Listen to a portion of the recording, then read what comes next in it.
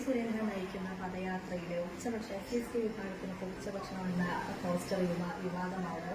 പിന്നെ കെ മുരളീധരൻ ഇതിനെതിരെ വിമർശനമായി രംഗത്തെത്തിയിട്ടുണ്ട്. അദ്ദേഹം പറഞ്ഞത് BJP അവഹേളിക്കുന്ന രീതിയിലുള്ള ഇതാണ് എടുത്തിരിക്കുന്നത്. ഇതിനെതിരെ ജില്ലാ നേതൃത്വം എന്നുള്ള നിലയിൽ എന്താണ് പ്രതികരിക്കുന്നത്?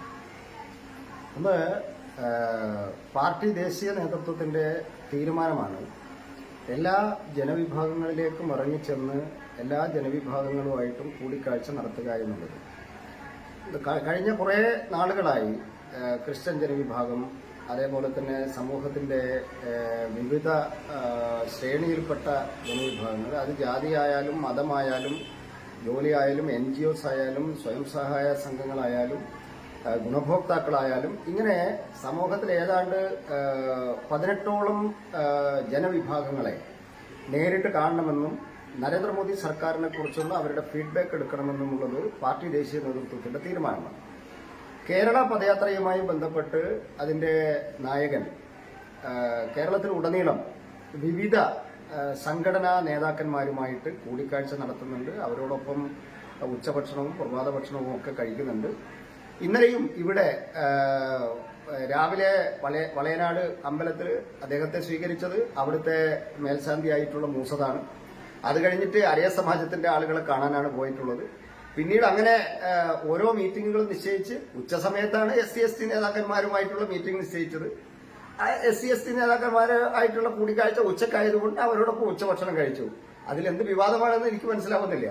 മാത്രമല്ല, ഒരു കാര്യത്തിൽ ഞങ്ങൾക്ക് സന്തോഷമുള്ളത്, കേരള പദയാത്രയുമായി ബന്ധപ്പെട്ട് അതിന്റെ നായകൻ ഇങ്ങനെ വിവിധ സാമുദായിക നേതാക്കന്മാരുമായിട്ട് കൂടിക്കാഴ്ച നടത്തുന്നുണ്ട് എന്നും അവരനുഭവിക്കുന്ന അവരുടെ പ്രശ്നങ്ങൾ, അവരുടെ ദുരിതങ്ങൾ ഒരു രാജ്യം ഭരിക്കുന്ന പാർട്ടിയുടെ ആൾ എന്നുള്ള നിലയിൽ അദ്ദേഹവുമായിട്ട് പങ്കുവെക്കുന്നുണ്ട് എന്നും ചർച്ചയാക്കാൻ ഈ വിവാദം സാധിച്ചിട്ടുണ്ട് എന്നുള്ളതിൽ ഞങ്ങൾക്ക് വലിയ സന്തോഷമാണുള്ളത്. കാരണം പദയാത്രക്കിടയിൽ അല്ലെങ്കിൽ BJPയുടെ നേതാക്കന്മാര് ഇത്തരം ആളുകളുമായിട്ടൊക്കെ കൂടിക്കാഴ്ച നടത്തുന്നു, അവരുടെ പ്രശ്നങ്ങളൊക്കെ മനസ്സിലാക്കുന്നു എന്ന് ചർച്ചയാവാൻ സാധിച്ചതിൽ ഈ വിവാദം ഉണ്ടാക്കിയവരോട് ഞങ്ങൾക്ക് നന്ദിയാണുള്ളത്. ഇവിടെ ഇന്നലെ ആ പരിപാടിയിൽ മാത്രം 13ഓളം SC സംഘടനാ നേതാക്കന്മാർ പങ്കെടുത്തു.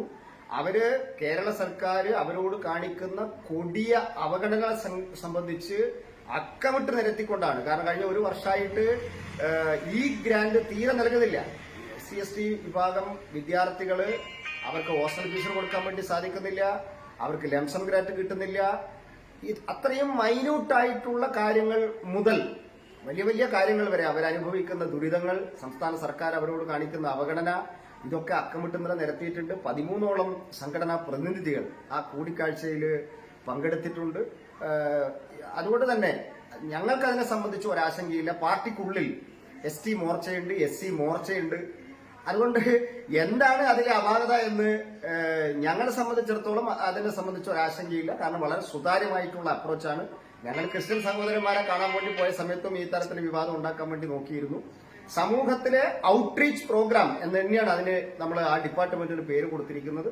ആ ഔട്ട്റീച്ചിന്റെ ഭാഗമായിട്ട് ഞങ്ങൾ ഇനിയും സമൂഹത്തിലെ വിവിധ ശ്രേണിയിൽപ്പെട്ട ആളുകളുമായിട്ട് കൂടിക്കാഴ്ച നടത്തും, അവരുടെ പ്രശ്നങ്ങൾ മനസ്സിലാക്കും.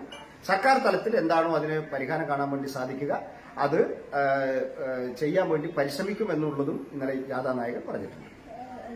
ആവർത്തിക്കുകയാണ്, രാവിലെ കെ മുരളീധരൻ ഈ ഒരു വിഷയത്തിൽ വിമർശനം നടത്തിയിട്ടുണ്ട്. BJP പദയാത്രയിലെ പോസ്റ്റർ SC വിഭാഗത്തെ അവഹേളിക്കുന്ന രീതിയാണെന്ന് പറയുന്നത് അതിനെങ്ങനെയാണ്?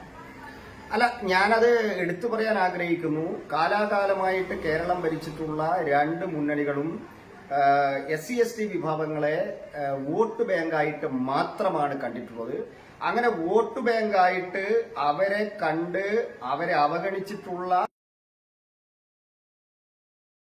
പക്ഷെ ഞങ്ങൾ അങ്ങനെയല്ല കാണുന്നത്. അവര് ഞങ്ങളെ വന്ന് കാണാനും അവരുടെ പ്രശ്നങ്ങൾ അവതരിപ്പിക്കാനും അവര് ആ പ്രശ്നങ്ങൾ പരിഹരിക്കാനുള്ള പ്രതീക്ഷയോട് കൂടിയിട്ടാണ് അവര് ഞങ്ങളെ കാണുന്നത്.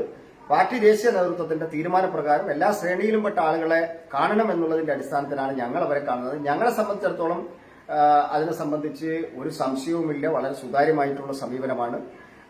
കെ മുരളീധരനെ പോലുള്ള ആളുകൾക്ക് അത് ചൊറിച്ചിലുണ്ടാക്കുമെന്നുള്ള കാര്യത്തിൽ സംശയമില്ല. കാരണം കാലാകാലമായിട്ട് ഇവരുടെയൊക്കെ വോട്ട് ഫ്രീ ആയിട്ട് കിട്ടിക്കൊണ്ടിരുന്നതാണ് ഈ മുന്നണികൾക്ക്.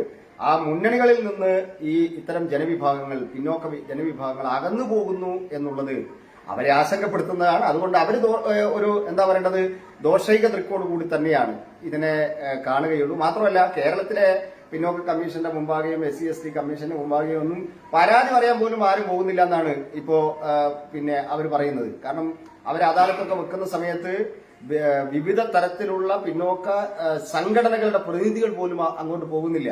കാരണം എന്താ, നരേന്ദ്രമോദി സർക്കാർ വന്നതിന് ശേഷമല്ലേ 102ാം ഭരണഘടനാ ഭേദഗതി പ്രകാരം പിന്നോക്ക കമ്മീഷന് ഭരണഘടനാ പദവി പോലും കൊടുത്തിട്ടുള്ളത് നരേന്ദ്രമോദി സർക്കാരാണ്.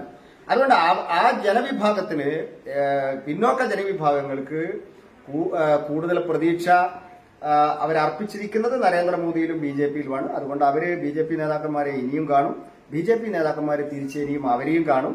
അതിലാരും ആശങ്കപ്പെട്ടിട്ടും അതിനെ ദോഷമായിട്ട് കണ്ടിട്ടും കാര്യമില്ല. അവരുടെ ആശങ്കയാണ് അവർ പങ്കെടുക്കുന്നത്. ഞങ്ങളെ സംബന്ധിച്ചിടത്തോളം ഇത്തരം കാര്യങ്ങൾ നടക്കുന്നുണ്ട് എന്നുള്ളത് ചർച്ചയാക്കിയവരോട് ഞങ്ങൾക്ക് നന്ദിയാണുള്ളത്.